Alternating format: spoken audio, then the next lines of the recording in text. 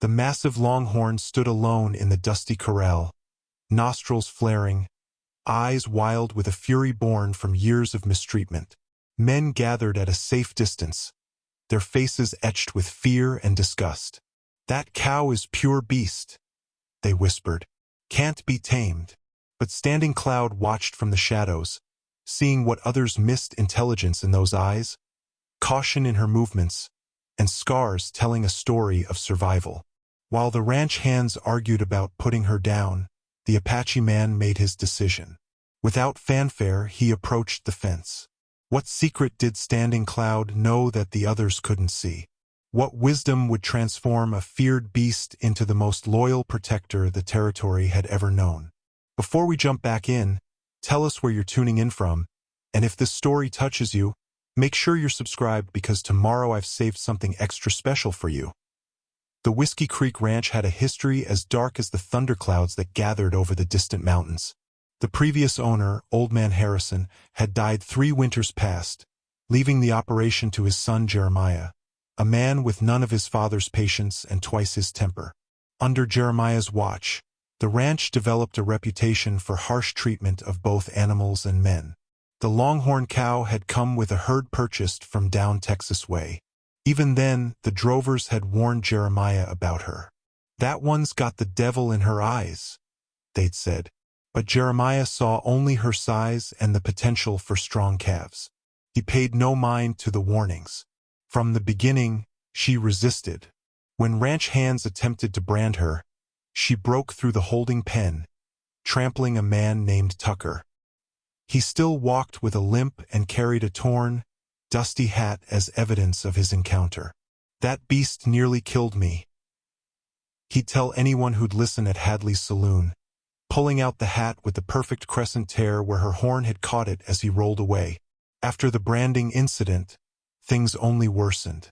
She refused to be herded, scattered other cattle when confined with them, and once gored clean through a pine fence post when a hand tried to rope her. 2 horses had been injured trying to control her, and Jeremiah's prized bull was found dead in a ravine after being placed in the same pasture with her. "That cow is pure beast," became the common refrain in Bitter Springs. Children were warned to stay clear of the Whiskey Creek North pasture where she was eventually isolated. Travelers passing through heard tales of the demon cow that grew more fantastic with each telling. "Saw her eyes glow red under the full moon," claimed Wilbur Jenkins after too many whiskeys. "She can predict when a man's gonna die," whispered Sarah Miller at the general store. That's why Harrison sold her to Jeremiah. He knew his time was coming. Even the local Paiute avoided that section of grazing land, though they never explained why. Their silence only fed the superstitions. What nobody discussed was how Jeremiah's men had tried to break her spirit. The cattle prod they used more often than necessary. The days without water as punishment for her defiance. The rocks thrown by bored hands trying to get a reaction. All this Standing Cloud had observed during his quiet watches from the ridgeline above the ranch over the past months. Standing Cloud had first noticed her 3 weeks earlier while tracking a wounded deer. He had watched from a distance as 3 ranch hands attempted to move her to a different pasture. Their cursing carried on the wind as they cracked whips and hollered. The cow stood her ground until one hand threw a burning stick that singed her flank. Then she charged, scattering the men like quail, one barely making it to his horse in time. Instead of continuing his hunt, Standing Cloud had stayed, observing how she paced the fence line after the men left, how she positioned herself with the sun at her back, how she tested each section of the fence methodically. There was nothing demonic in her behavior, only intelligence and the instinct to survive. In the days that followed, he returned often to watch her. He noticed how she drank only at dawn when no one was around, how she would stand guard while other isolated cattle grazed, how she positioned herself to watch the approach to the pasture from all directions. A beast, yes, but not in the way the town whispered about. This was a creature that had learned harsh lessons about humans and applied that knowledge to stay alive. When word came that Jeremiah had finally given up on her and was planning to shoot her after failing to sell her at auction, Standing Cloud knew it was time to act. He had watched long enough. Standing Cloud had not intended to stay in Bitter Springs. The small settlement had been merely a waypoint on his journey following the drought that had driven his people from their traditional lands farther south. 3 years of failed rains had forced difficult choices. While many from his band traveled north to join relatives near the Big River, Standing Cloud had chosen a different path. "The mountains speak to me," he had told the Elder Council when explaining his decision to head west alone. They understood. Each Apache found their own way to honor the spirits that guided them. Standing Cloud carried little with him, just his horse, weapons, and the medicine pouch his grandmother had sewn for him before returning to the spirit world. The small buckskin bag contained herbs for healing, sacred stones from his homeland, and a single eagle feather. The pouch hung always at his hip, a constant connection to his ancestors and their wisdom. His arrival in Bitter Springs had caused the usual stir that a lone Apache brought to frontier towns. Women pulled children closer as he rode down the main street. Men watched with hands resting near gun belts. The livery stable owner grudgingly allowed him to water his horse but quoted a price for feed that was triple the going rate. Standing Cloud had said nothing, simply paid with 2 silver coins, his face revealing nothing of his thoughts. He had lived among white settlements enough to recognize the pattern. First came fear, then curiosity, eventually a cautious acceptance if he proved useful. His skills with horses and livestock usually opened doors that would otherwise remain closed. The drought had created opportunity. Ranchers were desperate for hands who understood animals and could help preserve what remained of their herds through the dry season. Standing Cloud's reputation had preceded him in subtle ways. Whispers passed between settlements about the Indian who can calm any horse, and the Apache who found water where others saw only dust. Sheriff Mills had approached him on his second day in town, not with suspicion but with an offer. Mason out at Creeksides looking for someone to help him move his remaining cattle to the high meadow, the lawman had said, without preamble. Pays fair and doesn't much care about a man's heritage, long as the work gets done. Standing Cloud had nodded his thanks for the information. The sheriff had seemed to want to say more, shifting his weight from one foot to another before finally adding, "Folks here can be set in their ways. Give them time." It was more courtesy than Standing Cloud usually received from lawmen. He took it as a good sign. The work with Mason had led to other jobs. Standing Cloud was careful to stay quiet, observe much, and demonstrate his value through actions rather than words. He used English sparingly, though he understood far more than most suspected. This allowed him to hear truths people might otherwise conceal. Within a month, he had earned enough to lease a small plot of land near the creek that gave the town its name. The water ran thin due to the drought, but Standing Cloud could read the signs in the soil and vegetation that told him the flow would strengthen again. He built a modest shelter, cleared space for future crops, and began acquiring a few animals of his own. 2 milk cows, some chickens, a pair of goats. At night, he would sit before his small fire and listen to the voices of this new land, learning its rhythms and moods. The soil here was different from his homeland, the plants unfamiliar in subtle ways, but the stars above remained constant companions. In their light, he would sometimes open his medicine pouch and touch each item inside, reconnecting with the knowledge of generations that had been entrusted to him. He had survived worse than the sidelong glances of townspeople. As a boy, he had watched soldiers burn his village.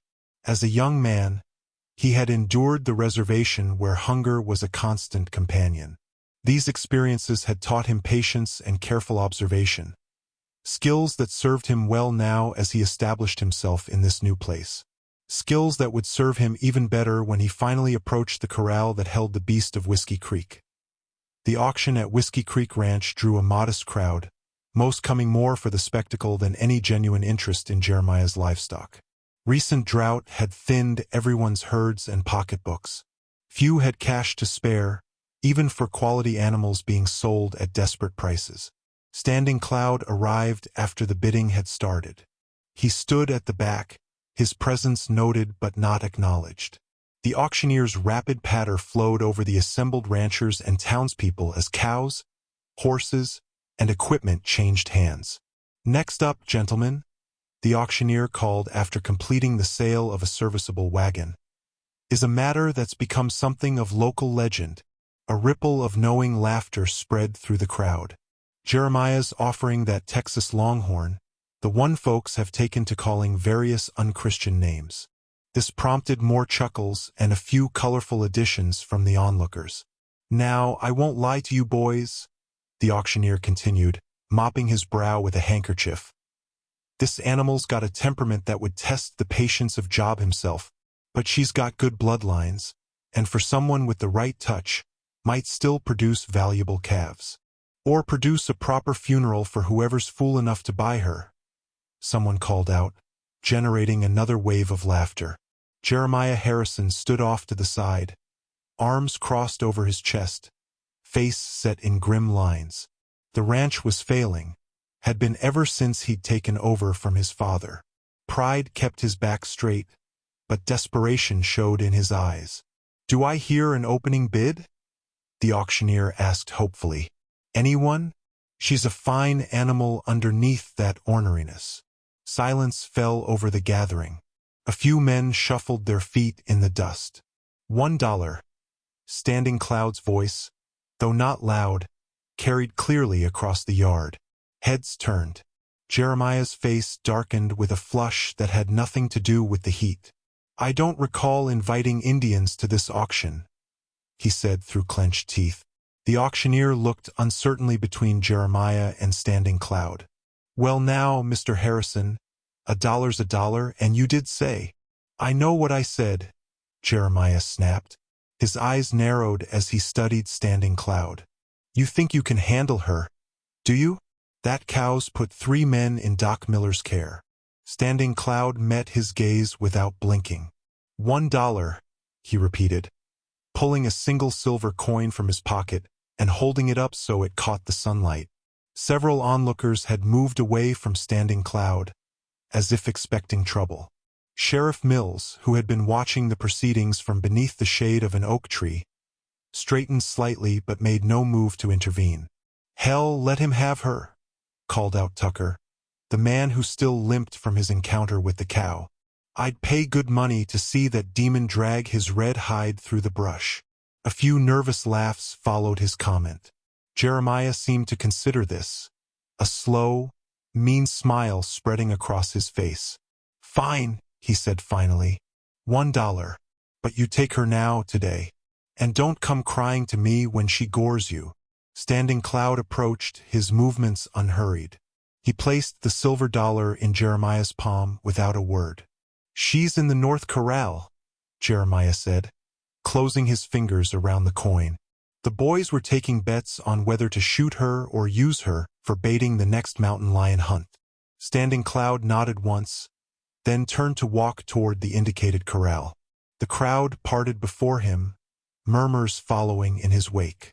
"Fool Indian. That beast'll kill him before sundown. Guess we'll have one less Apache to worry about come morning." Sheriff Mills fell into step beside Standing Cloud, keeping his voice low. "You sure about this? That animal's got a bad reputation, and it's mostly earned." "She has been misunderstood," Standing Cloud replied, his English deliberate and accented but clear. The sheriff considered this, then shrugged. "Your funeral. But if you're planning to bring her anywhere near town, I'll have to insist on precautions. People are spooked enough about her already." Standing Cloud nodded his agreement and continued walking. As they approached the North Corral, the crowd followed at a safe distance, anticipation of entertainment overcoming their initial disinterest. Inside the pen, the longhorn cow stood alone, her massive horns spanning nearly 6 feet from tip to tip. Dried blood crusted one flank where a recent wound had not fully healed. Her ribs showed prominently beneath her hide, evidence that feed had not been a priority for an animal destined for slaughter. As Standing Cloud reached the corral fence, The cow turned to face him directly. For the first time, their eyes met across the dusty space between them. The onlookers fell silent as Standing Cloud and the longhorn regarded each other across the corral. Even the most hardened skeptics felt the weight of something unusual in that moment, a recognition passing between man and beast that defied easy explanation. The cow's massive head lowered slightly, her horns angling forward in a posture that had sent grown men scrambling for safety. Her nostrils flared, testing the air for the scent of this new human. A low, rumbling sound emerged from deep in her chest. "She's fixing to charge," Tucker whispered to no one in particular. "Seen it before." Standing Cloud paid no attention to the murmurs behind him. His focus remained entirely on the animal before him. Without looking away, he shrugged off his worn leather vest and draped it over the corral fence. Next, he removed his knife and placed it beside the vest. Finally, he took off his hat and set it atop the other items. "What's he doing?" someone asked. "Getting himself killed slower," came the reply. Standing Cloud then did something that caused several watchers to gasp. He turned his back to the corral and walked to a water trough several yards away. The crowd's attention bounced between the Apache and the cow, who had tilted her head slightly as if puzzled by this behavior. From his saddlebag, Standing Cloud retrieved a small wooden dipper.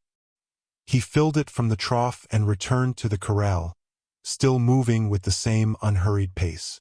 Instead of entering the pen, he simply placed the water dipper on the ground just inside the fence, positioned where the cow could reach it without approaching too close to the humans.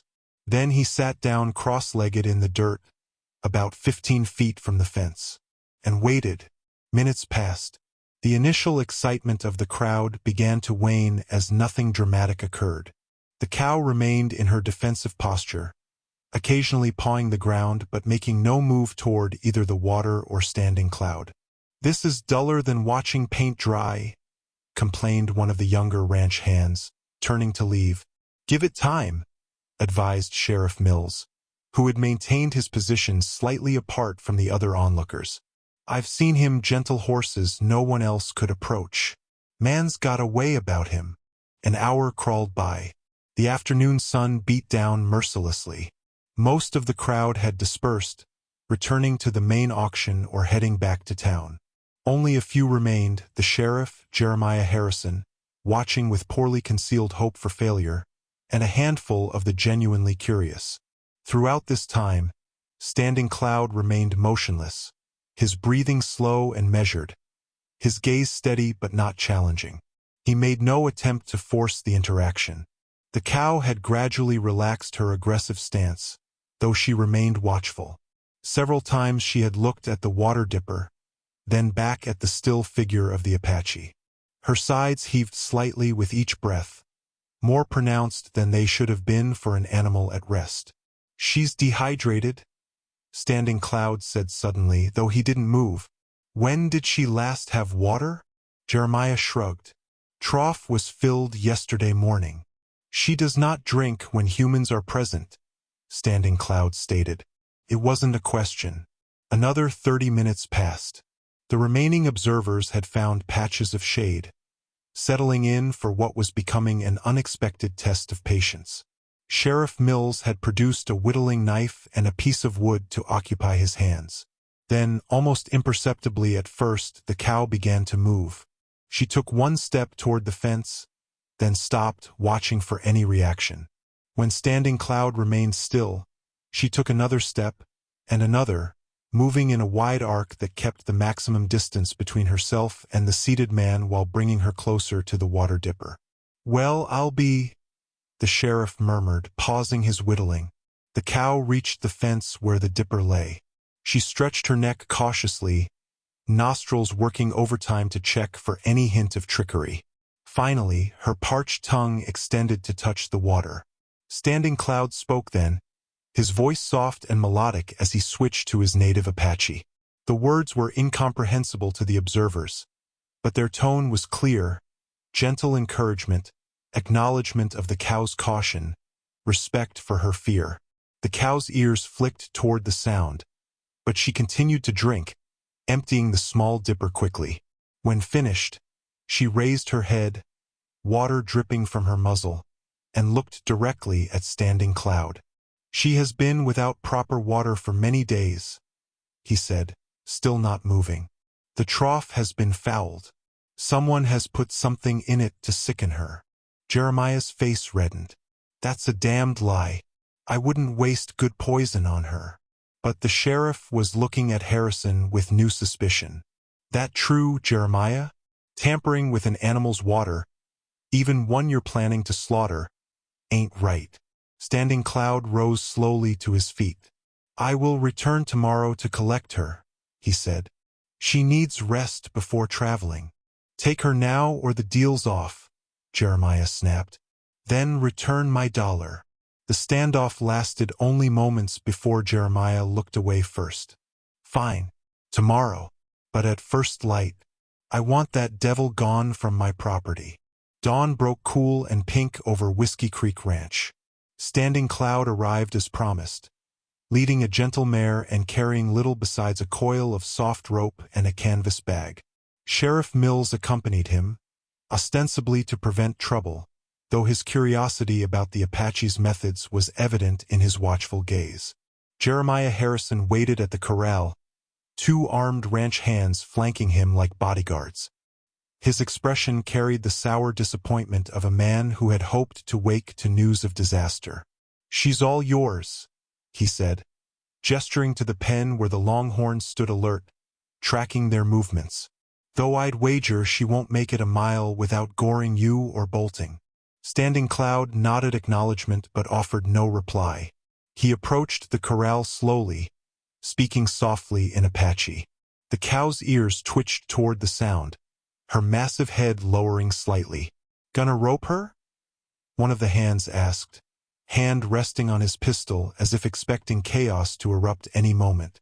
Standing Cloud shook his head. He opened the gate and stepped inside, carrying nothing but a small water skin. The observers tensed, hands moving to weapons. But the Apache simply sat down in the dirt of the corral, uncapped the water skin, and waited. Minutes stretched long in the morning stillness. Sheriff Mills leaned against a fence post, settling in. Harrison and his men shifted impatiently. "This is ridiculous," Jeremiah finally spat. "Just rope the damn beast and be done with it." Standing Cloud didn't acknowledge the outburst. His attention remained fixed on the cow, who stood regarding him with wary attention.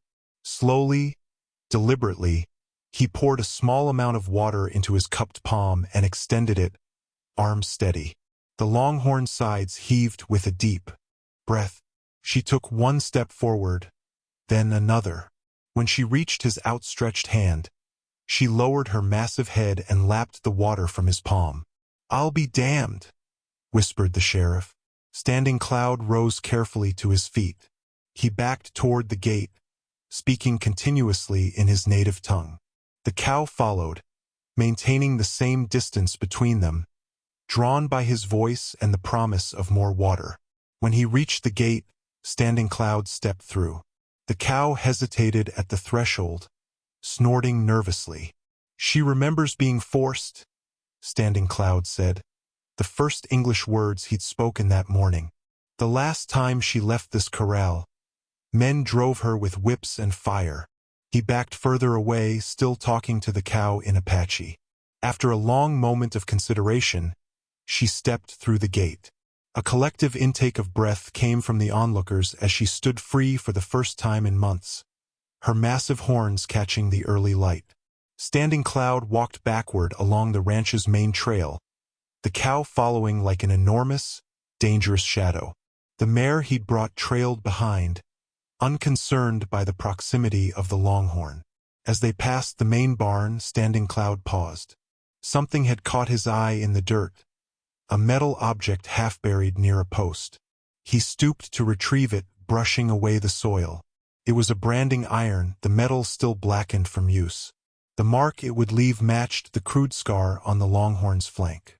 Standing Cloud studied it for a moment, then glanced at Jeremiah Harrison, whose face had gone still. "Taking that too?" Harrison asked, forced casualness in his tone. Standing Cloud tucked the broken branding iron into his belt without responding. He resumed his backward walk, leading the unlikely procession away from Whiskey Creek Ranch and toward the road that would take them to his land. The journey progressed with painstaking slowness. Standing Cloud never hurried, never raised his voice. When they reached crossroads, he would stop and allow the cow to grow accustomed to the new smells and sounds before continuing. When they encountered other travelers, he would move off the trail, positioning himself between the strangers and the nervous animal. Most people needed only one look at the massive longhorn to give them wide berth.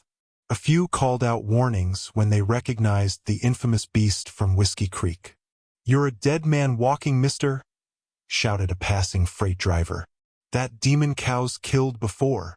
Standing Cloud continued as if he hadn't heard, his focus unwavering. By midday they had traveled less than 3 miles. The cow showed signs of fatigue, her head hanging lower, her pace slowing. Standing Cloud led her to a small creek that ran alongside the trail, allowing her to drink and rest in the shade of cottonwood trees. As the animal drank, Standing Cloud unwrapped a small bundle of herbs from his pocket. He approached slowly, speaking softly, and began to apply a poultice to the festering brand wound on her flank. The cow flinched at first but then stood still, as if recognizing the relief the medicine brought. "Most remarkable thing I've ever seen," Sheriff Mills commented, having followed at a distance throughout the morning. "How'd you know she'd follow you like that?" "Never seen anything like it." Standing Cloud looked up from his work. "I did not force. I invited. There is a difference, she understands." By nightfall, they had reached a small meadow near Standing Cloud's modest homestead. He made camp there rather than pushing the exhausted animal further. Under the emerging stars, the cow settled nearby, closer than she had been all day, her breathing deep and regular in sleep. The morning brought a gentle rain, droplets catching on the longhorn's coarse hide like tiny jewels. Standing Cloud emerged from his small shelter to find the cow standing exactly where she had settled the night before, her massive head raised to the moisture-laden clouds as if in gratitude. "The rain speaks to you," Standing Cloud said in Apache as he moved slowly around the perimeter of their camp. "It cleanses old wounds and brings new growth." Over the next several days, a routine took shape. Each morning, Standing Cloud would rise with the sun and tend his small fire. The cow would watch from a distance as he prepared a simple meal and set aside a portion of cornmeal mush for her. At first, she would not approach until he had moved away, but by the 4th day, she accepted the food from a bowl he held in his outstretched hand. Trust came in small increments, measured in inches of decreased distance and moments of sustained contact. Standing Cloud never rushed, never demanded. He simply created the conditions where trust could grow at its own pace. The most difficult challenge came when he needed to treat her wounds. The brand on her flank had become infected, the flesh angry and hot to the touch. Among the plants Standing Cloud had cultivated near his home was a patch of aloe, its thick, succulent leaves containing healing gel. He harvested several of the largest leaves, slicing them open to expose their soothing interior. "This will help," he told the cow as he approached with the aloe. "But it may sting before it soothes." The cow's nostrils flared at the unfamiliar scent. She backed away, head lowering defensively. Standing Cloud stopped immediately. He sat cross-legged on the ground, placed the aloe leaves before him, and began to sing. The melody rose and fell like the contours of distant mountains, words in Apache that spoke of endurance, of survival through pain, of the strength that comes from bearing witness to suffering. As he sang, he applied a small amount of the aloe gel to a cut on his own arm, demonstrating its purpose. The cow watched, her breathing gradually slowing from the alarmed rhythm it had taken on at his approach. When the song ended, Standing Cloud remained seated, waiting. The choice would be hers. Minutes passed in silence. Then, with deliberate steps, the cow approached.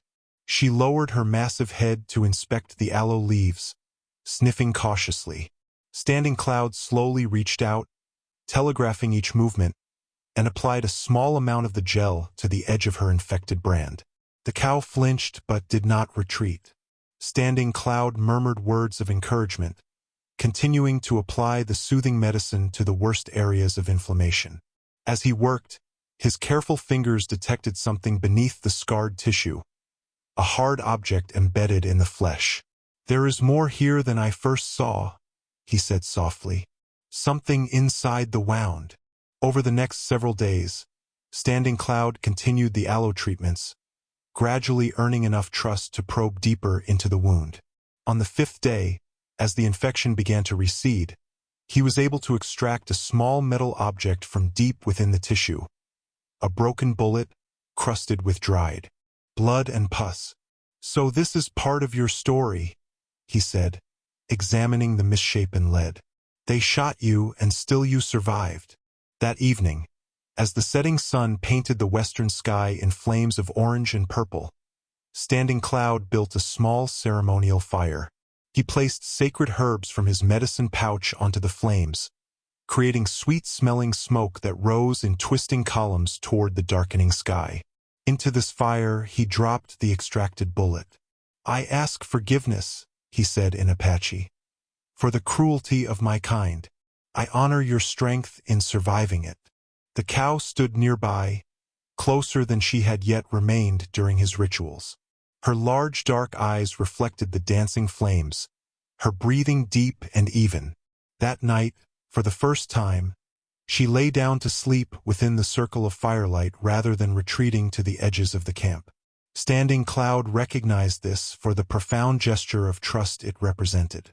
As the stars wheeled overhead, he spoke to her of his own journey, of the hardships his people had endured, of the lessons he had learned about survival in a world that often showed little mercy. He told her of his grandmother, a healer who had taught him to listen to the voices of plants and animals, to find the medicine that existed all around if one knew how to look. "We are not so different, you and I," he said as sleep began to claim him, "both bearing scars given by others, both learning to live beyond them."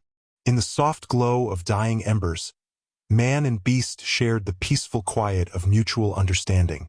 The healing had begun, not just of physical wounds, but of deeper injuries to spirit and trust. With each passing day, the bond between Standing Cloud and the longhorn strengthened. He established a consistent routine that the cow could anticipate and rely upon. Meals came at the same time each morning and evening. Water was always fresh and plentiful. His movements around her became predictable, deliberate, never sudden or threatening. Standing Cloud's small homestead occupied a gentle slope overlooking a shallow valley where his other livestock grazed: 2 milk cows, a small herd of goats, and several chickens that scratched in the dirt around his cabin. The longhorn would watch these animals from the separate enclosure Standing Cloud had prepared for her, her massive head turning to follow their movements with evident curiosity. "They are your new family," Standing Cloud told her one morning as he mucked out her shelter. "When you are ready, you will join them." He had begun constructing a simple open-sided barn near his cabin, a place where the longhorn could find shade and shelter while still having the freedom to come and go. As he worked, measuring and cutting pine logs, the cow would watch with intense interest, her eyes following each movement of his hands. On the 10th day after bringing her home, Standing Cloud hung a small wind chime from the newly completed barn roof. The delicate tubes created a gentle melody when stirred by the breeze, a sound completely unlike the harsh shouts and cracks of whips the cow had known at Whiskey Creek. "This will be your voice when the wind speaks," he explained as he hung the chime. "It will tell me when you need attention." At first, the tinkling sound made the cow nervous. She would back away when the breeze strengthened and set the chimes dancing. Standing Cloud noticed this reaction and began a new ritual. Each time the chimes rang, he would bring her a small treat, a handful of oats, a piece of apple, or fresh alfalfa. Soon, the sound of the wind chime became associated with positive experiences rather than fear. This technique, Pairing potentially frightening stimuli with pleasant outcomes became central to his approach. When he needed to use tools that made sharp noises, he would first show them to her at a distance, then provide food while making the noise softly, gradually increasing volume as her comfort grew. Sheriff Mills rode out to check on them 2 weeks after the purchase. He reined his horse to a stop at a respectful distance, his expression a mixture of surprise and admiration as he took in the scene. Standing Cloud calmly cleaning the cow's water trough while the massive longhorn grazed peacefully nearby. "Wouldn't have believed it if I wasn't seeing it with my own eyes," the sheriff said by way of greeting. "That the same animal that nearly killed Tucker?" Standing Cloud straightened, wiping his hands on his pants. "She is the same, but the circumstances are different." "Guess they must be." The sheriff dismounted, keeping his movements slow and deliberate. "Folks in town been taking bets on whether you'd survive the week. Lot of people gonna lose money." "The wager was foolish," Standing Cloud replied. "She never wished to harm anyone. She only wished not to be harmed." The sheriff studied the longhorn with newfound respect. "Reckon that's true of most creatures. How'd you figure her out so quick?" "I listened. I watched. I gave her reasons to trust instead of fear." The most significant breakthrough came the following day. Standing Cloud had been gradually introducing the longhorn to his other animals, bringing them near her enclosure for short periods so they could become accustomed to each other's scents and sounds. The 2 milk cows had adapted quickly, showing little concern about their massive new companion. That morning, Standing Cloud decided it was time for a more direct introduction. He opened the gate between the enclosures and waited, making no attempt to force the interaction. The longhorn approached the opening cautiously, her nostrils flaring as she tested the air. She paused at the threshold, looking to Standing Cloud as if seeking reassurance. "It is your choice," he told her in Apache. "The way is open when you are ready." For nearly an hour, the cow remained at the boundary, watching the other animals graze. Then, with deliberate steps, she crossed into the larger pasture. The milk cows glanced up, then resumed their grazing, accepting her presence without alarm. Standing Cloud felt a surge of quiet pride as he watched her navigate this new social territory. She maintained a respectful distance from the other cattle but showed none of the aggressive posturing that had earned her fearsome reputation at Whiskey Creek. That evening, when he called the animals in for their evening feed, the longhorn returned with the others, finding her place in the small herd as if she had always belonged. The wind chimes sang a gentle welcome as she passed beneath them into her shelter, no longer retreating from their sound, but seeming to appreciate the music they made. Standing Cloud nodded in satisfaction. Trust was taking root, growing stronger each day like the corn shoots pushing through the soil in his small garden. "Soon," he told her as he filled her feed trough, "you will need a proper name, not beast or demon, but a name worthy of your spirit." 1 month after bringing the longhorn to his land, Standing Cloud decided the time had come for the naming ceremony. In Apache tradition, names carried power and purpose. They were not given lightly, especially to creatures who would serve as companions and helpers in life's journey. For days, he had observed the cow's behavior, seeking the qualities that defined her essence. He noticed how she positioned herself on the highest point of the pasture each morning, her massive head turning slowly as she surveyed the valley below. How she would stand between the smaller animals and any approaching stranger. How her eyes constantly scanned the horizon, alert to any change or movement. The morning of the ceremony dawned clear and cool. Standing Cloud rose before the sun and began his preparations. He gathered sacred herbs from his garden, sage, cedar, and sweetgrass, and placed them in a small clay bowl. From his medicine pouch, he took a small quantity of red clay, the color of the earth from his homeland far to the south. As the first rays of sunlight touched the eastern hills, he approached the longhorn, who now greeted him with a gentle lowering of her head rather than the defensive posture of their early days together. "Today you receive your true name," he told her in Apache. Today your new life is acknowledged. He began by building a small ceremonial fire in the center of the pasture. The other animals kept their distance, sensing the solemnity of the occasion. Standing Cloud added the sacred herbs to the flames, sending fragrant smoke spiraling upward in the still morning air. He beckoned to the longhorn, who approached without hesitation. Standing Cloud had long since abandoned any ropes or restraints when working with her. They were unnecessary now that trust had been established. From a small pouch of water, he moistened the red clay until it formed a smooth paste. As he worked, he began to sing in a low, melodic voice. The song told of guardian spirits who watched over the people, of ancestral protectors who took many forms, of the sacred obligation to defend those who could not defend themselves. The longhorn stood perfectly still as Standing Cloud applied the red clay paste to her forehead in the pattern of his clan. A series of parallel lines representing the sacred mountains, intersected by a flowing curve that symbolized the river of life. In the old days, he explained as he worked, our warriors would paint their horses before battle, not to make them fearsome but to invoke protection. The paint was a prayer made visible. When the clay marking was complete, Standing Cloud stepped back to observe his work. The rising sun caught the red pigment, making it glow like ember against the cow's dark hide. I have watched you, he continued. I have seen how you stand guard over the smaller goats when the coyotes pass nearby, how you position yourself between perceived threats and those who cannot protect themselves. This is your nature, your purpose. He circled the cow slowly, speaking the ancient words that had been passed down through generations of his people. Words that recognized the spirit within all living things. Words that acknowledged the sacred covenant between humans and the animals who shared their journey. From this day forward, Standing Cloud declared, placing his hand on the cow's broad forehead, you shall be known as Watches over the Valley. He repeated the name in Apache, a flowing phrase that captured both the vigilance he had observed in her and the protective instinct that defined her character. Watches over the valley, he said again, this time in English. For this is what you do. This is who you are.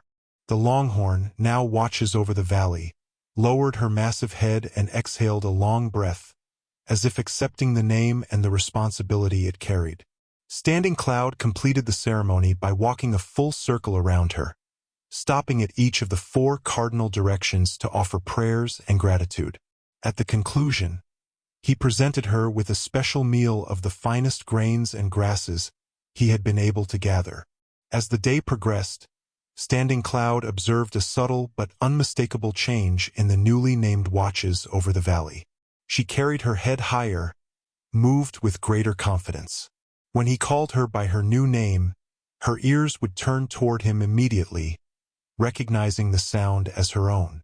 That evening, as shadows lengthened across the valley, Watches over the valley took up her position on the small rise overlooking Standing Cloud's homestead. Her silhouette against the sunset sky embodied her name. Vigilant, protective, aware of everything within her domain. You have found your purpose? Standing Cloud said quietly as he watched her from the doorway of his cabin. And in helping you find it, perhaps I have remembered my own. The remnants of the red clay markings still adorned her forehead, catching the last light of day like a promise written in earth and sun. The test of Watches over the valley's new identity came sooner than Standing Cloud had anticipated. 3 nights after the naming ceremony, as the moon hung half full in a star-scattered sky, the chickens began to squawk in alarm. Standing Cloud woke instantly, years of living alert to danger bringing him to full awareness in seconds. He reached for his rifle but paused, hearing something unexpected, the deliberate, heavy footfalls of Watches over the valley moving past his cabin. He stepped outside, wrapping a blanket around his shoulders against the night chill. In the silvery moonlight, he could make out the longhorn's massive silhouette as she positioned herself between the chicken coop and the shadowy figures moving along the edge of the property. Coyotes, at least 4 of them, their lean bodies ghostly in the darkness, their eyes reflecting green when they turned toward the homestead. They had come for the chickens, or perhaps the young kid goat born just a week earlier, but now they faced an unexpected guardian. Standing Cloud remained on his porch, watching. This was not his confrontation. Watches over the valley lowered her head, presenting her impressive spread of horns toward the predators. A low, rumbling sound emerged from deep in her chest. Not the snort of fear she had once shown at Whiskey Creek, but a deliberate warning.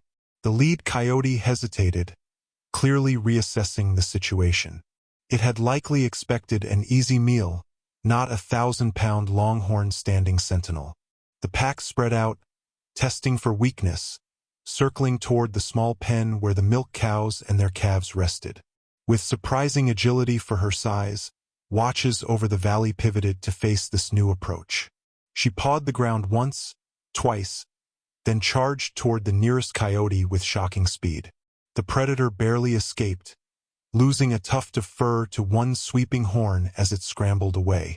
The message was clear. This territory was protected.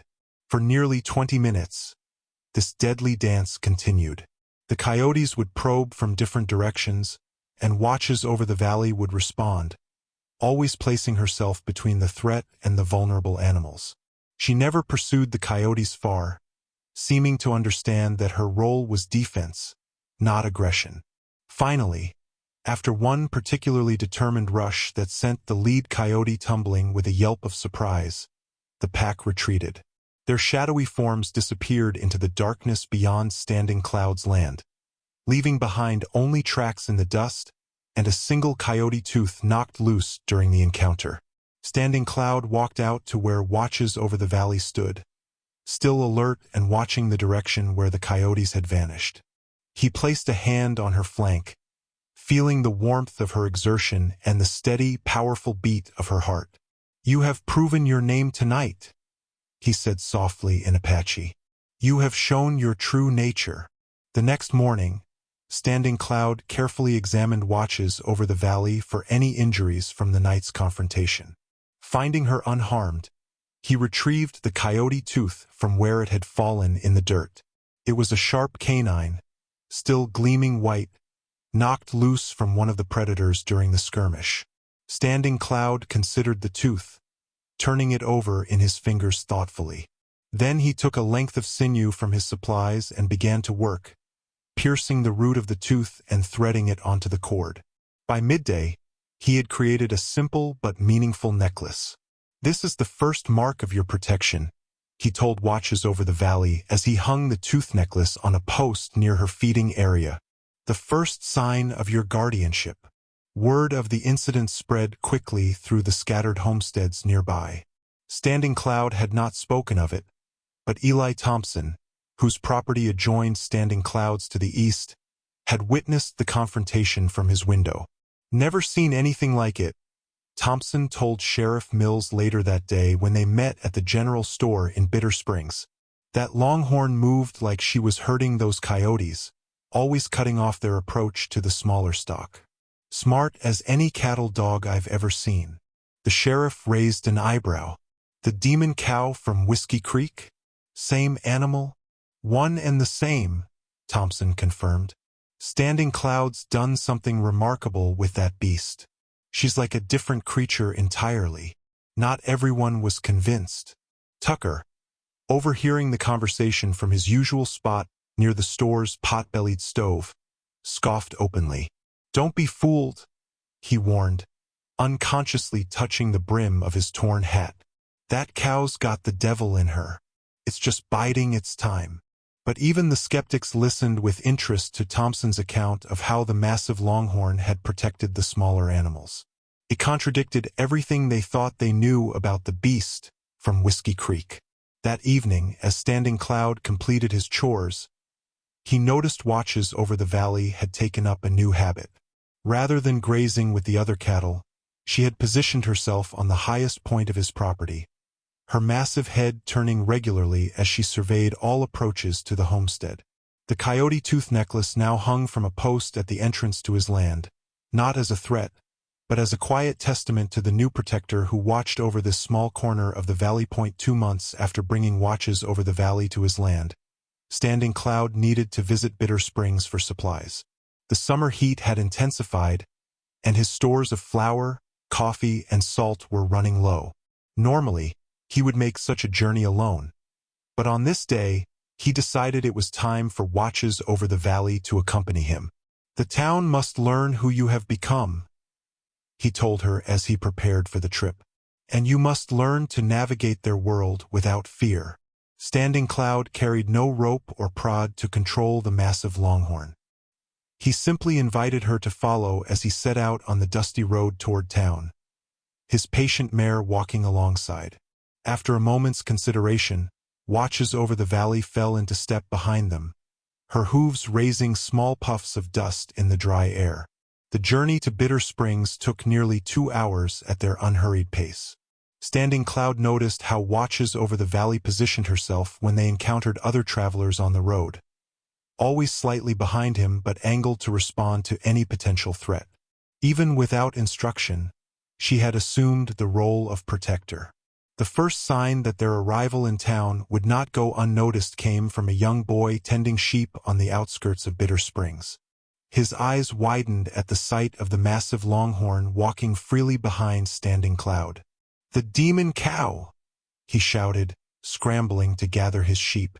"The beast from Whiskey Creek!" The boy ran ahead toward town, his warning cries preceding them like a herald. By the time Standing Cloud reached the main street, a small crowd had gathered outside Paxton's general store, their expressions a mixture of curiosity, alarm, and outright fear.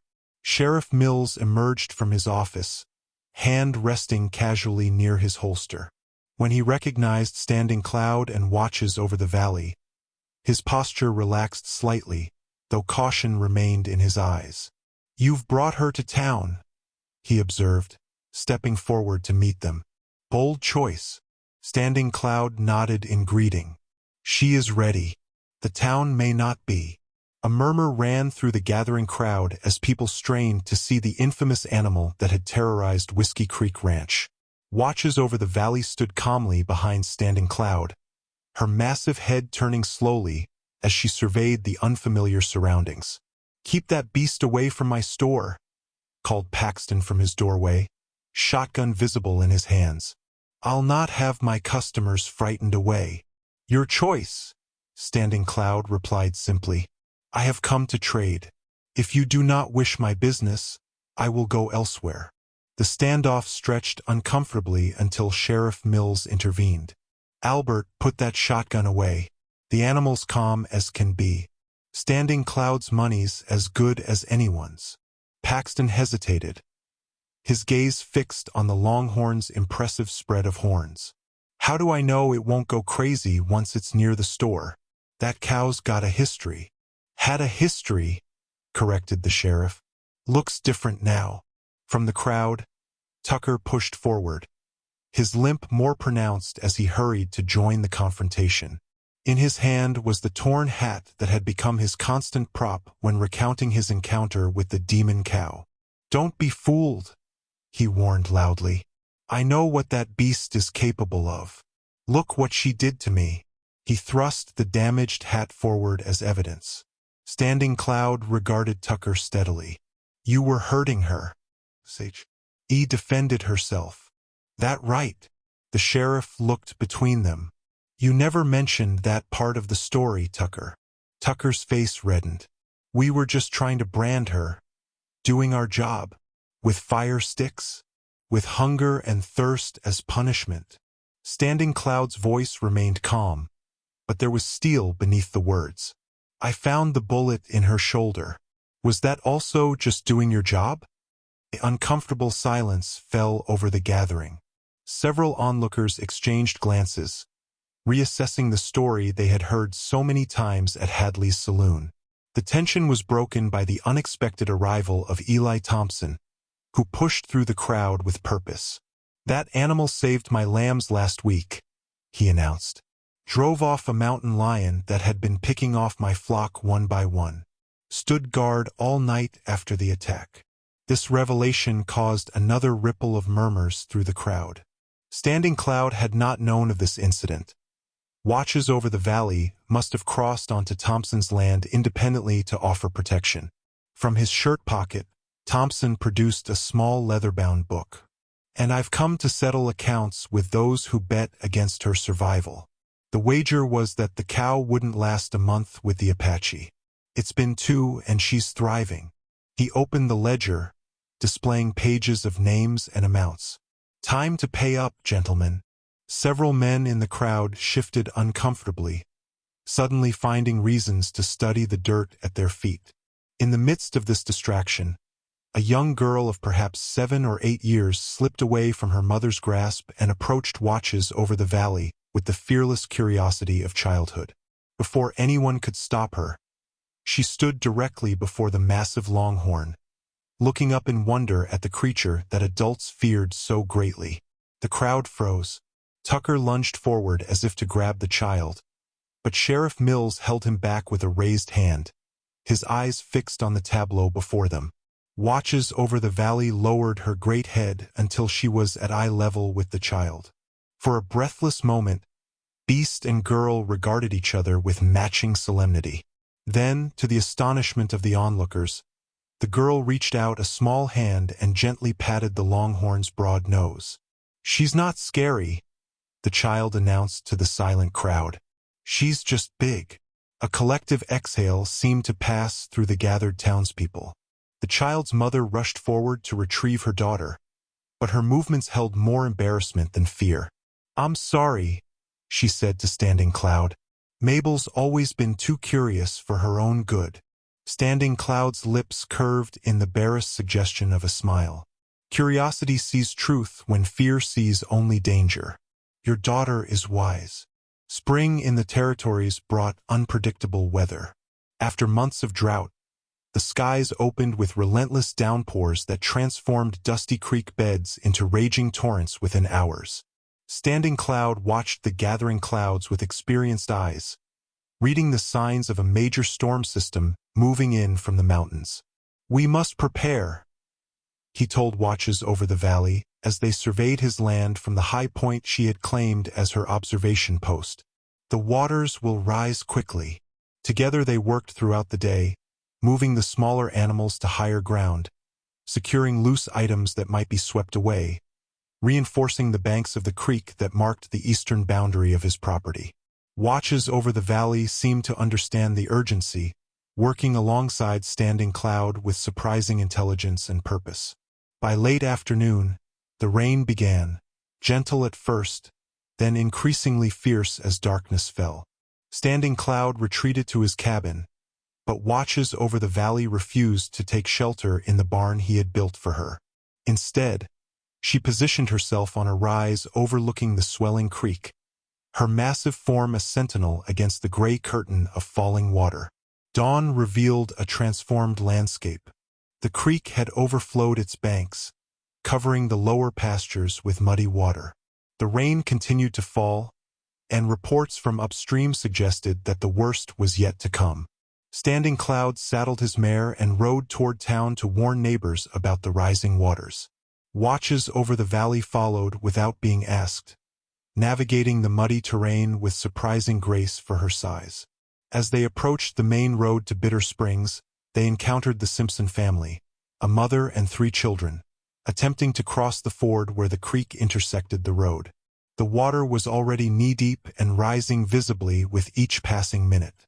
"Mrs. Simpson," Standing Cloud called out as they approached. "The crossing is not safe. The waters will rise much higher soon." Martha Simpson turned anxious eyes toward him. "The children must reach school. Their father insists they not miss any days, especially with examinations coming." Before Standing Cloud could respond, Watches over the valley moved past him toward the ford.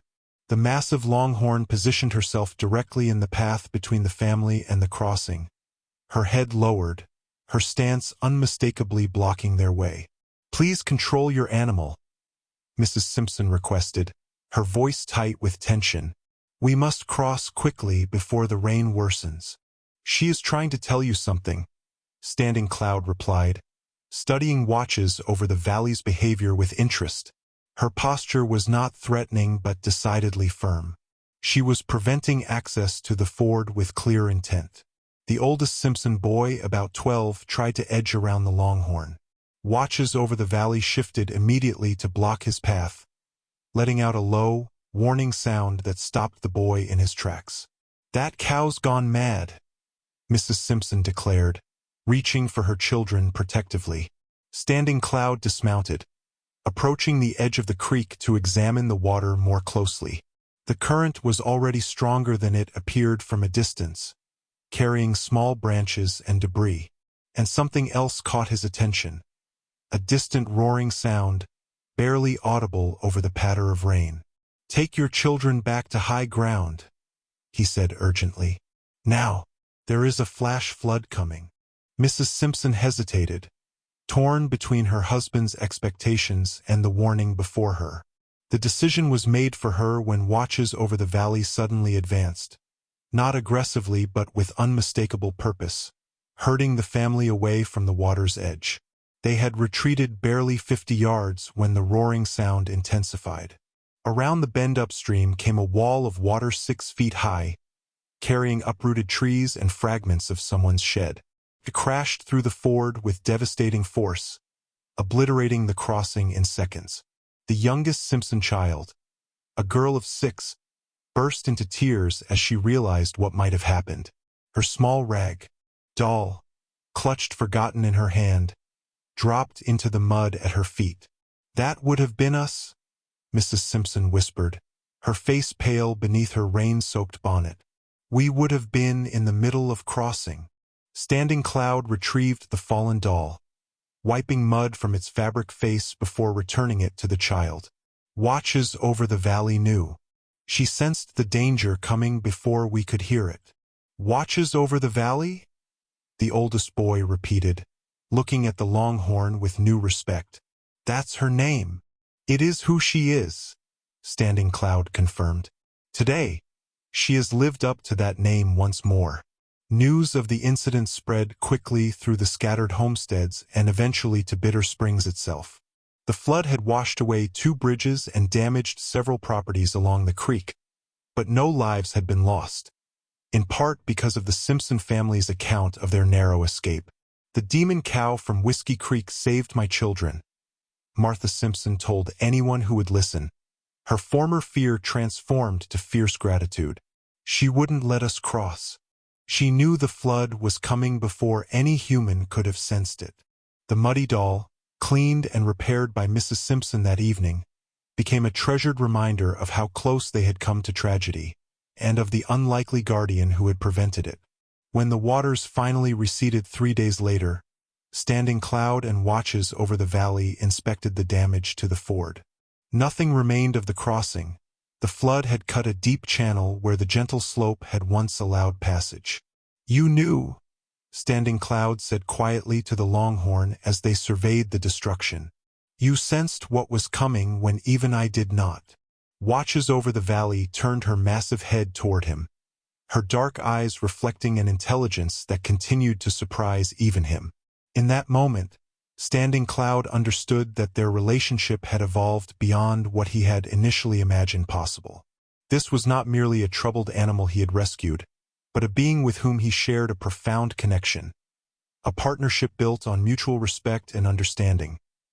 The floodwaters receded, leaving behind mud-caked fields and debris-strewn pastures, but the story of the Simpson family's narrow escape continued to spread.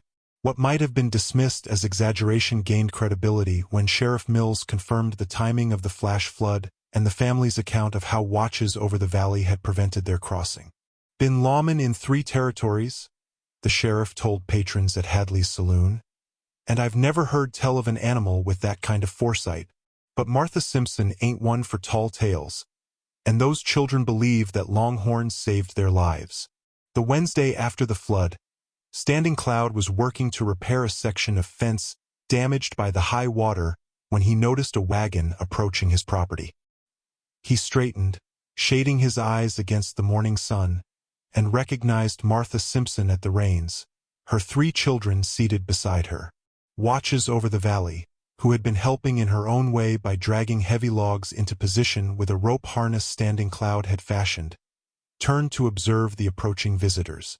Her posture showed interest rather than alarm, a significant change from her earlier wariness of strangers. "Mr. Cloud," Mrs. Simpson called as the wagon drew near. "We hope we're not disturbing your work." Standing Cloud raised a hand in greeting. "You are welcome here."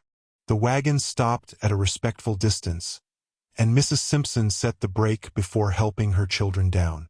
The youngest girl, Emma, clutched her repaired doll tightly as she peered around her mother's skirts at Watches Over the Valley. "We've come to thank you properly," Mrs. Simpson explained, "and to thank your remarkable animal." From the back of the wagon, the oldest boy, James, carefully lifted a covered basket. "Mother made cornbread," he announced, "and we brought honey from our hives." Standing Cloud accepted the basket with a nod of appreciation. "A generous gift." "It seems inadequate," Mrs. Simpson replied, her voice catching slightly, "when I think what might have happened if we'd been on that crossing when the flood came through." The middle child, a serious boy of 9 named Samuel, stepped forward with the direct curiosity of youth. "How did she know? How did she know the water was coming before we could hear it?" Standing Cloud considered the question thoughtfully. "Some creatures understand the language of the earth in ways humans have forgotten. They feel vibrations in the ground, notice changes in the air, sense things beyond our awareness." "Like magic?" Emma asked, finally emerging from behind her mother. "Like wisdom," Standing Cloud corrected gently. "The wisdom to listen to what the world is saying." As they spoke, Watches Over the Valley had gradually moved closer, her interest in the children evident. Mrs. Simpson tensed slightly but made no move to gather her children away, a testament to how the story of the flood had transformed her perception of the once feared demon cow. "May we approach her?" James asked, his expression a mixture of caution and fascination. Standing Cloud looked to Watches Over the Valley, reading her body language before answering. "You may. Move slowly, and let her come to you if she chooses." The children needed no further encouragement. With careful steps, they approached the massive longhorn. Emma, overcoming her initial shyness, held out her doll as if making a formal introduction. "This is Susanna," she told Watches Over the Valley solemnly. "You saved her too." The longhorn lowered her great head, nostrils flaring gently as she investigated the offered doll. The adults watched in amazement as the massive animal that had once inspired terror throughout the region delicately sniffed the child's treasured toy without causing the slightest alarm. "The children have been talking of nothing else," Mrs. Simpson confided to Standing Cloud as they observed the interaction. "In their minds, she's become something of a guardian angel. They've taken to calling her the guardian cow." Standing Cloud smiled slightly. "A good name. In my language, I call her Watches Over the Valley." "That suits her," Mrs. Simpson agreed. She hesitated, then added, "Mr. Simpson has asked if you might come to dinner next Sunday. He wishes to thank you personally and, well, I think he may have questions about how you've achieved such a transformation in an animal everyone else had given up on." The Simpsons were not the only visitors in the days that followed. Eli Thompson returned, bringing with him 2 other ranchers who had lost livestock to predators. They came seeking advice on protecting their animals, their former skepticism replaced by genuine respect for what Standing Cloud had accomplished with Watches Over the Valley. Even Tucker made an appearance, though he remained on horseback at the edge of the property, watching from a distance as Standing Cloud demonstrated how Watches Over the Valley now responded to simple verbal commands. The man left without speaking, but his presence itself represented a significant shift in the community's attitude. Perhaps the most surprising visitor was Reverend Masterson from the small church in Bitter Springs. He arrived unannounced one afternoon, Bible tucked under his arm, expression thoughtful as he observed Standing Cloud and Watches Over the Valley working together to clear storm debris. "I've come to see this miracle for myself," the Reverend explained. Though perhaps it's not a miracle at all, but rather a lesson in patience and understanding that we would all do well to heed. He presented Standing Cloud with a small Bible, its leather cover worn from use. I thought you might have interest in our stories of the lion lying down with the lamb, he said. Though in this case, it seems the fearsome beast was never truly fearsome at all, merely misunderstood and mistreated. Standing Cloud accepted the gift with appropriate respect. All beings deserve to be seen for who they truly are, he replied, not for what fear makes of them. The summer heat intensified as June gave way to July. The brief respite provided by the spring rains faded into memory as the sun baked the land to a golden-brown patchwork of dry grasses and dusty soil. Standing Cloud watched the changing conditions with concern, recognizing the growing risk of fire in the tinder-dry landscape. His sister and her 2 children had arrived from the north, seeking refuge after drought had driven them from their previous home. Their presence brought welcome companionship to Standing Cloud's modest homestead, filling the cabin with the sounds of family, children's laughter, his sister's songs in their native tongue, stories exchanged around the evening fire. Watches over the valley had accepted the newcomers with remarkable ease, particularly the children. 8-year-old Tala and 6-year-old Keem had quickly overcome any fear of the massive longhorn, incorporating her into their games and daily routines. They had even taken to riding on her broad back when Standing Cloud supervised, their small hands gripping her long horns while she carried them with surprising gentleness around the perimeter of the property.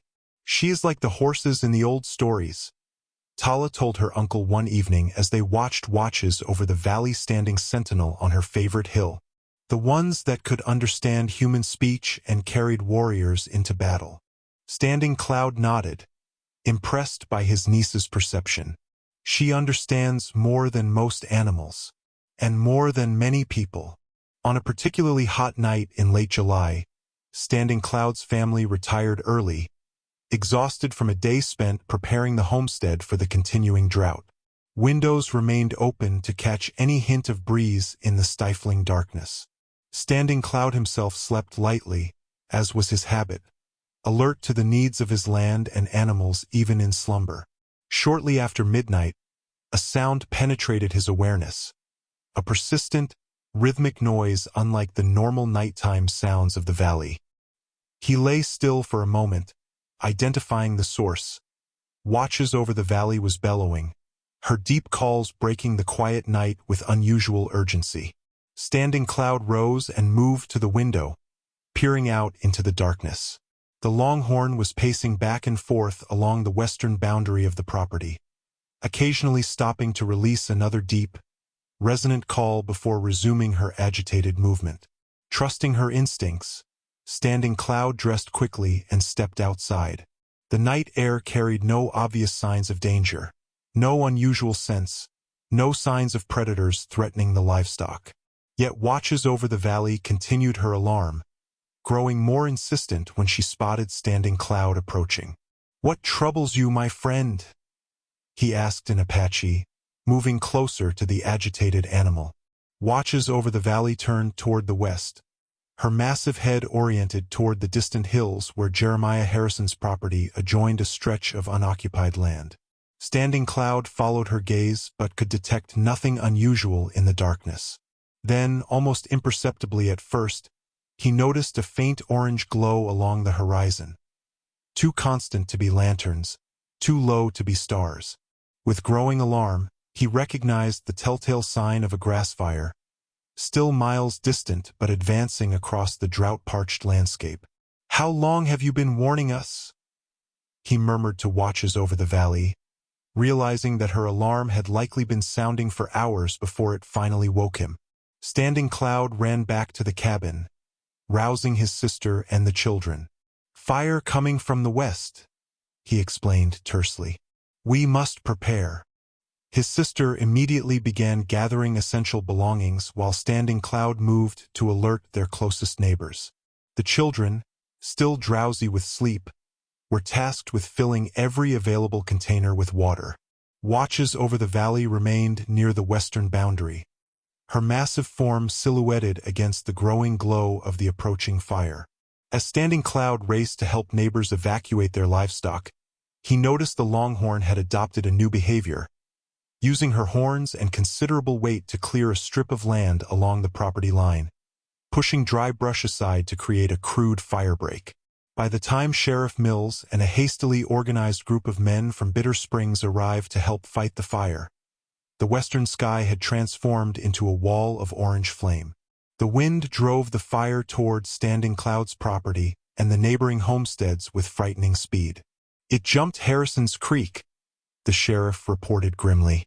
"Nothing's stopping it in this drought.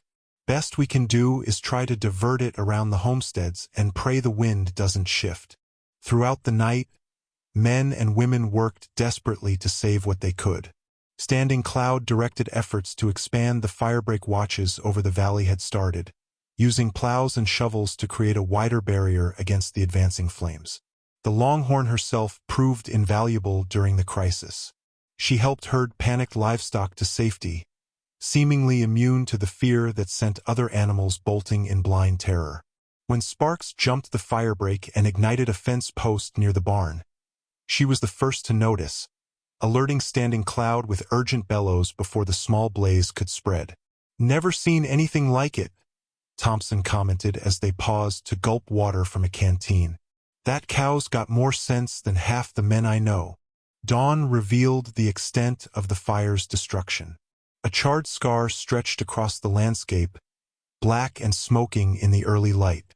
Several outlying structures had been lost, including an abandoned homestead and part of Harrison's grazing land. But the coordinated effort, aided significantly by watches over the valley's early warning, had saved all the occupied homes and most of the livestock.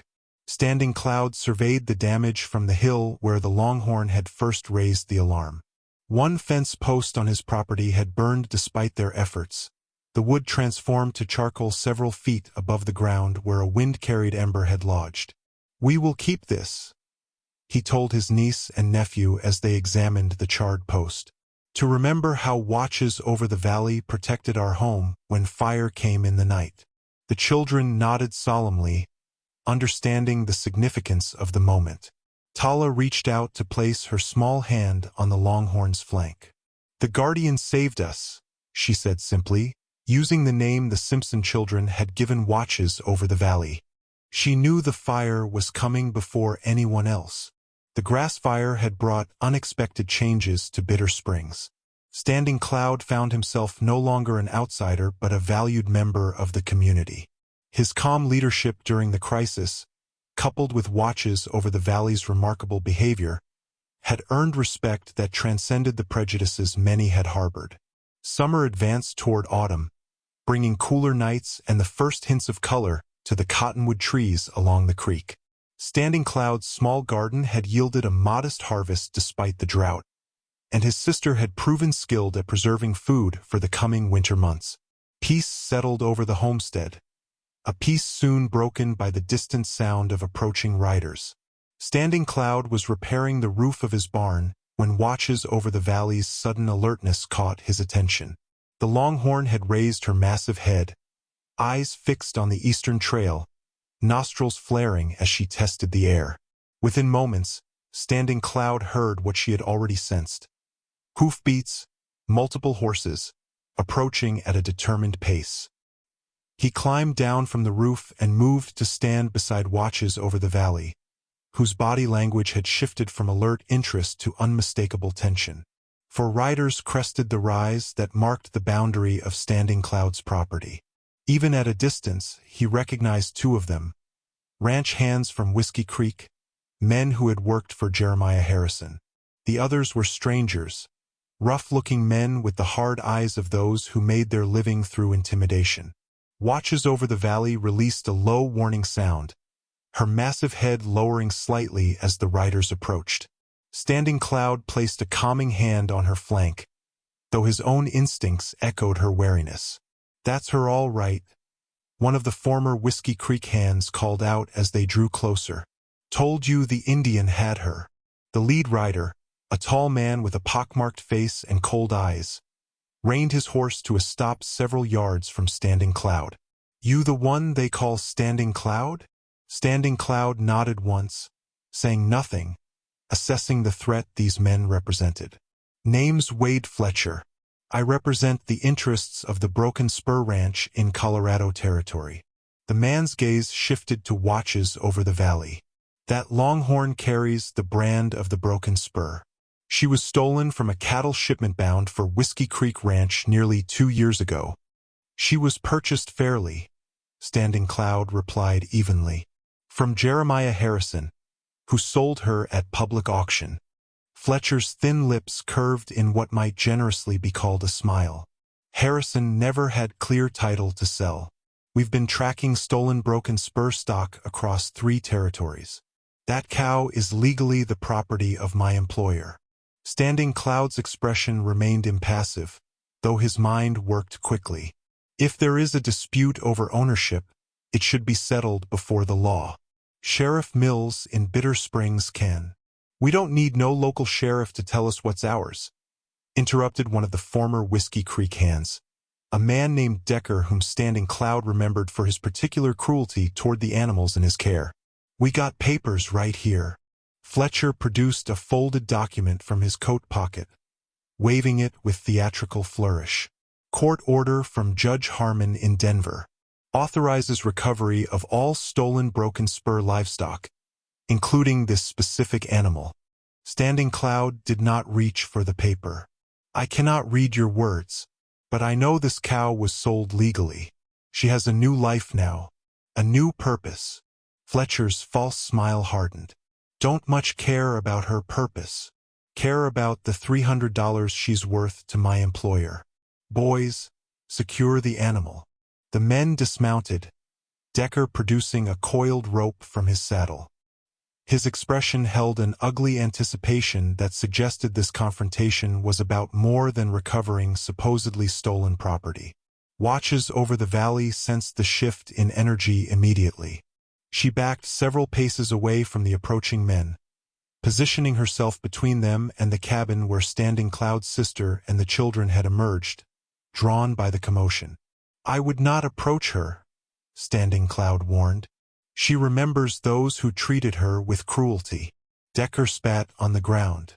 "She'll remember who's master soon enough." He swung the rope in a practiced loop, moving toward the Longhorn with confident strides. What happened next occurred with such speed that later accounts would differ in their details. Watches over the valley neither charged nor fled. Instead, with a swift sideways motion of her massive head, she caught Decker's thrown rope on one horn and jerked it from his grasp. The man stumbled forward, off balance, and found himself suddenly face to face with the animal he had once tormented. Watches over the valley lowered her head, presenting her impressive spread of horns, but made no move to gore the now frozen Decker.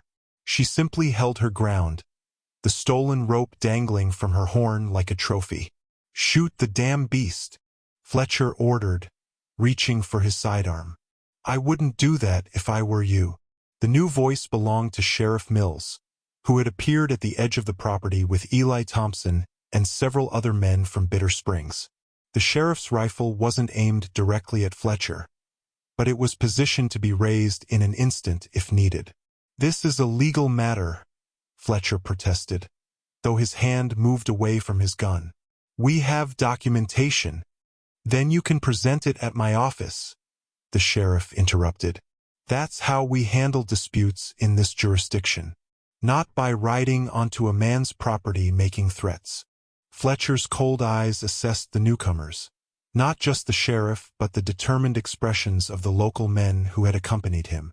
The odds had shifted unfavorably. "This isn't finished," he said finally, nodding to his companions to mount up.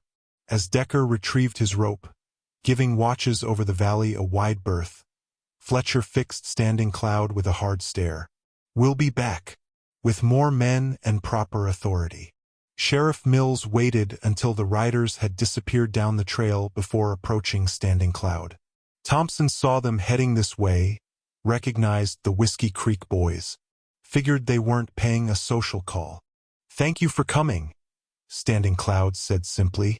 The sheriff nodded toward watches over the valley, who had remained positioned protectively between the visitors and Standing Cloud's family throughout the confrontation. Remarkable how she handled that. Controlled. Could have gored Decker easily but just warned him off. He shook his head in admiration. Never would have believed it if I hadn't seen her transformation myself. The confrontation with Fletcher and his men left a shadow of concern over Standing Cloud's homestead. Though Sheriff Mills had promised to investigate the validity of their claims, the threat of their return lingered like storm clouds on the horizon. The paper they showed may have been real, the sheriff admitted when he visited the following day. Or a clever forgery. I've sent inquiries to Denver, but it'll take time for answers to come back. Standing Cloud nodded his understanding. Time is what they hoped we would not have. What neither man had anticipated was how quickly word of the incident would spread through Bitter Springs and the surrounding homesteads. By nightfall, Thompson and 3 other ranchers had arranged an informal watch rotation, ensuring that Standing Cloud's property would not be left vulnerable to surprise return visits. More surprising still was the invitation that arrived 3 days later from Reverend Masterson. The town council is holding a special meeting this Saturday, the Reverend explained when he delivered the message personally. They've asked if you would address the gathering regarding your methods with animals. Many folks are curious about how you transformed that longhorn from a threat to a guardian. Standing Cloud raised an eyebrow. They wish to hear an Apache speak about animal spirits? The Reverend smiled. They wish to hear a skilled man share wisdom that might benefit their own livestock and livelihoods. The fact that you're Apache is secondary to what you've accomplished. After consideration, Standing Cloud agreed. The opportunity to build stronger connections within the community might provide additional protection against Fletcher's threats, and perhaps change a few more minds about both watches over the valley and his own people. Saturday arrived clear and cool, with the first hint of autumn crispness in the air. Standing Cloud dressed with care in his finest shirt, adorned with traditional beadwork his sister had crafted. After some deliberation, he decided that watches over the valley should accompany him. Her presence would provide the most compelling evidence of his methods. They arrived in Bitter Springs to find the town center already crowded. The gathering had been moved outdoors to accommodate unexpected interest, with nearly every resident in attendance. Children sat cross-legged at the front, eyes wide with anticipation. Behind them, adults arranged themselves in rough concentric circles, with notable figures like Sheriff Mills and Reverend Masterson positioned prominently. A murmur passed through the crowd as Standing Cloud approached with watches over the valley following calmly behind him. The massive longhorn showed no sign of nervousness despite the many eyes upon her. She moved with dignified purpose, her head held high, her steps measured and deliberate. Mayor Hollister, a portly man with a businessman's practical demeanor, stepped forward to greet them. Mr. Cloud, we appreciate your willingness to share your knowledge with our community. Recent events have demonstrated the value of your methods. Standing Cloud acknowledged the welcome with a nod. He reached into a small pouch at his waist and removed a slender cedar stick, its surface polished smooth by years of handling. My grandmother's teaching stick, he explained to the mayor. In my tradition, when important lessons are shared, the speaker uses such a tool to draw in the earth, helping others see the path of understanding. The crowd arranged itself in a circle, with Standing Cloud and watches over the valley at its center. Children whispered excitedly, pointing at the massive longhorn who stood perfectly calm amid the gathering. I have been asked to speak of how this animal, Standing Cloud began, gesturing toward watches over the valley, changed from what you called demon cow to what the children now call the guardian. He paused, using the cedar stick to draw a simple circle in the dirt. The answer begins with a circle unbroken. This represents respect, not just given, but exchanged. For the next hour, Standing Cloud shared principles that blended Apache wisdom with practical animal husbandry. He explained the importance of patience, of understanding an animal's perspective, of building trust through consistency rather than compliance through fear. "When you approach an animal with a whip," he said, drawing a jagged line across the circle, "you break the circle of trust. The animal learns to fear the whip, not to trust the hand that holds it." Using watches over the valley as a living example, he demonstrated how she now responded to gentle cues rather than forceful commands. The longhorn performed each action with an almost ceremonial dignity, seeming to understand her role in the demonstration. The children were invited to approach her under Standing Cloud's supervision, their initial nervousness giving way to wonder as they stroked her broad flanks and even fed her treats from their small hands. "She remembers kindness," Standing Cloud explained as a young girl giggled at the sensation of the cow's rough tongue taking an apple slice from her palm. "Just as she remembered cruelty. Animals carry such memories longer than many believe." Questions came from all quarters. Ranchers wanted to know specific techniques for calming nervous horses. Farmers asked about protecting livestock from predators without resorting to constant hunting. Even Tucker, standing at the edge of the gathering, listened with grudging attention. One question came from Jeremiah Harrison himself, who had arrived late and remained partially hidden by the crowd. "What about animals that simply can't be tamed?" he called out. "Some beasts are just born mean. No amount of kindness changes that." A hush fell over the gathering. Standing Cloud looked thoughtfully at his former adversary before responding. "In my experience," he said carefully, "animals become what they must to survive their circumstances. Change those circumstances with patience and respect, and you may be surprised by what emerges." As the gathering concluded, numerous townspeople approached Standing Cloud with requests for specific help with their animals. Sheriff Mills watched with satisfaction as handshakes and respectful nods replaced the wary glances that had once greeted the Apache's presence in town. "Seems you've found your place here," the sheriff commented as the crowd began to disperse. Standing Cloud considered this as he collected his cedar teaching stick. Perhaps they are finding their way to understanding what was always there to be seen.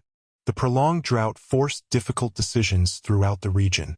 By late September, water sources had dwindled dangerously low, and grazing land near Bitter Springs was exhausted. After much deliberation, the ranchers organized a community cattle drive to distant pastures near the mountains, where reports suggested grass remained green and streams still flowed.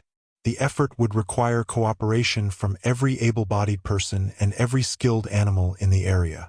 Even children old enough to ride would participate, helping to manage the smaller stock and carry messages between groups of drovers. Sheriff Mills called on Standing Cloud directly, finding him repairing a windmill that had suffered during the recent dry spells. "We need every experienced hand," the sheriff explained. "And word is you've worked cattle drives before." Standing Cloud nodded. "Many seasons with my father's people." The sheriff's gaze shifted to watches over the valley, who grazed peacefully nearby. "Some of the men are concerned about having her along. Worry she might spook the herds or cause a stampede." Standing Cloud wiped his hands on a cloth, considering the concern. "She will not cause trouble. She may prevent it." After some discussion, it was agreed that Standing Cloud and watches over the valley would join the drive, though they would initially be positioned at the rear of the main herd, away from the more nervous cattle. The morning of departure brought controlled chaos to the outskirts of Bitter Springs. Nearly 2,000 head of cattle from various ranches had been gathered in a temporary corral, their lowing creating a constant backdrop to the shouts of drovers and the sharp whistles of the trail boss, a weathered man named McCready who had led drives to Kansas in his younger days. Standing Cloud arrived with watches over the valley walking calmly beside his mare. The sight of the massive longhorn with her impressive spread of horns caused a stir among the gathered ranchers. Several moved their horses purposefully between her and their cattle. "Keep that beast well back," McCready ordered, eyeing watches over the valley with unconcealed suspicion. "First sign of trouble, she goes home." "Understood." Standing Cloud nodded once, accepting the condition without argument. He understood their caution, even if he did not share it. The drive began at dawn, the combined herds stretching nearly a mile along the trail as they moved toward the distant mountains. Progress was slow, complicated by the mixed nature of the stock, cattle accustomed to different handlers, different commands, different routines. By midday, dust clouds hung thick over the procession, reducing visibility and making communication difficult. Standing cloud and watches over the valley maintained their position at the rear, where they could observe the entire operation while keeping a respectful distance from the more nervous drovers. The first real challenge came at dusk, when the herd needed to cross a narrow ravine.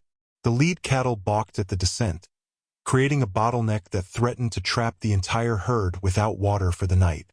McCready and his most experienced hands worked frantically to keep the animals moving, but progress remained dangerously slow.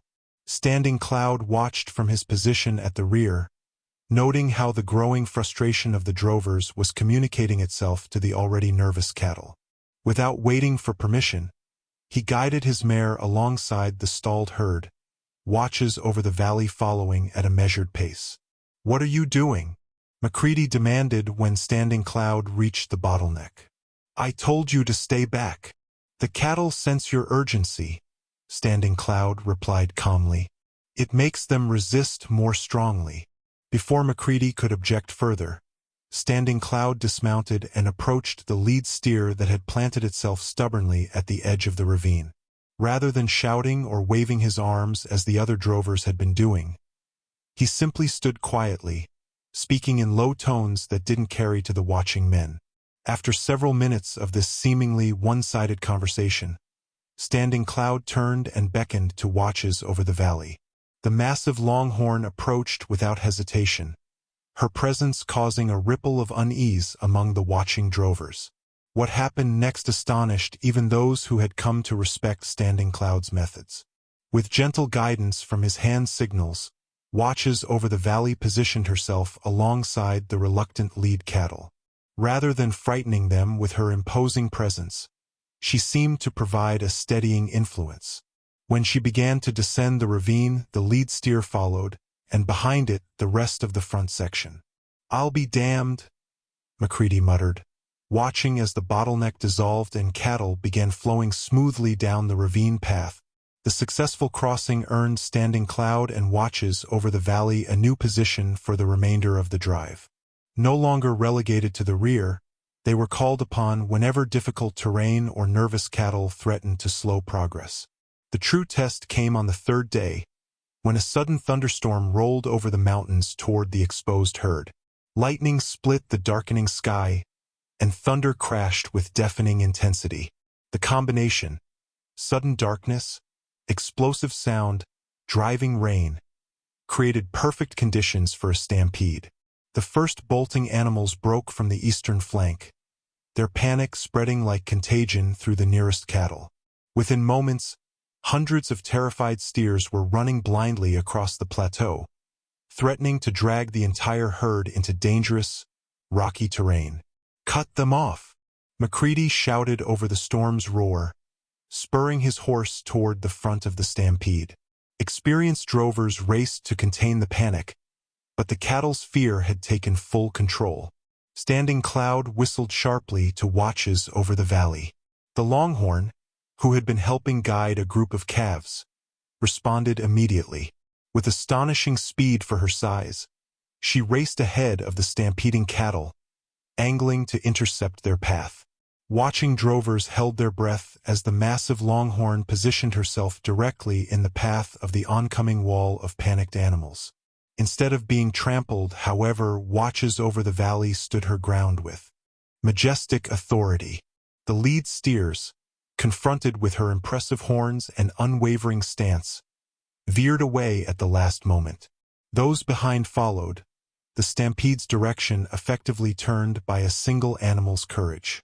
With watches over the valley and the drovers working in coordination, the runaway cattle were gradually brought under control, then guided back to the main herd. Not a single animal was lost to the panic, an outcome McCready later declared nothing short of miraculous. That evening, as the drive camped for the night under clearing skies, the trail boss approached Standing Cloud with something clutched in his weathered hand. Been driving cattle for 30 years, McCready said without preamble. Never seen anything like what your longhorn did today. He opened his palm to reveal a tarnished badge. This was my father's. He was trail boss on the first drives up from Texas after the war. Reckon he'd want someone with your kind of cattle sense to have it. A year passed since the day Standing Cloud had stood at the corral of Whiskey Creek Ranch, watching men back away in fear from the demon cow they believed could not be tamed. The seasons had completed their cycle, summer to fall, winter to spring, and back to summer again.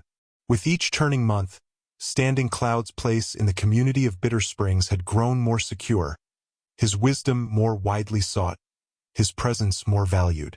His modest homestead had transformed as well. The single cabin had been expanded to accommodate his sister's family, who had decided to make their home with him permanently. A proper barn now stood where once there had been only a rough shelter. Fields that had lain fallow now produced corn, beans, and squash in the traditional companion planting of his people. Most remarkably, Watches Over the Valley was no longer alone. She had been bred to a neighboring rancher's prize bull, resulting in a strong calf that showed the same intelligent eyes and steady temperament as his mother. Standing Cloud had named the calf first of new herd, honoring both his heritage and his hopes for the future. On the anniversary of the purchase, Standing Cloud rose before dawn and walked to the small rise where Watches Over the Valley often stood sentinel.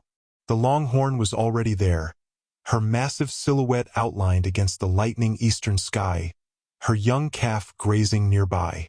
One cycle completed, Standing Cloud said in Apache as he reached her side. You have traveled far from who you were to who you were meant to be. The longhorn lowered her great head in what had become a gesture of acknowledgement between them. Over the months, their communication had deepened beyond what Standing Cloud would have thought possible, evolving into a partnership based on mutual respect and understanding. Later that morning, as Standing Cloud worked on constructing a new gate for the expanded corral, he noticed a dust cloud approaching from the direction of town. Watches Over the Valley noticed it too, moving to her customary observation point but showing no signs of alarm. She had learned to differentiate between friendly visitors and potential threats long before Standing Cloud could make out their identity. The approaching riders resolved into a small procession, Sheriff Mills at the lead, followed by Reverend Masterson, Mayor Hollister, and several other prominent citizens of Bitter Springs. Behind them came a wagon driven by Eli Thompson, laden with what appeared to be building materials. "Hope we're not interrupting," the sheriff called as they approached. "Brought some folks who wanted to mark the occasion." Standing Cloud set aside his tools and moved to greet the visitors, Watches Over the Valley following at an unhurried pace. Her presence no longer caused alarm among the townspeople. In fact, several of the riders nodded in greeting to her specifically. "1 year today since you bought this magnificent animal," Mayor Hollister announced, dismounting with some effort. The town council thought it fitting to acknowledge how much has changed since then. From the wagon, Thompson and several others unloaded lumber, posts, and hardware, materials for a new entrance gate to Standing Cloud's property. Unlike the utilitarian structures common to ranch entrances in the territory, this gate featured decorative elements and careful craftsmanship. "Designed it myself," Thompson explained proudly. "Notice there's no lock or latch on the outside, just like you've been teaching us about trust being more effective than constraint." As the men set to work installing the new gate, Reverend Masterson approached Standing Cloud.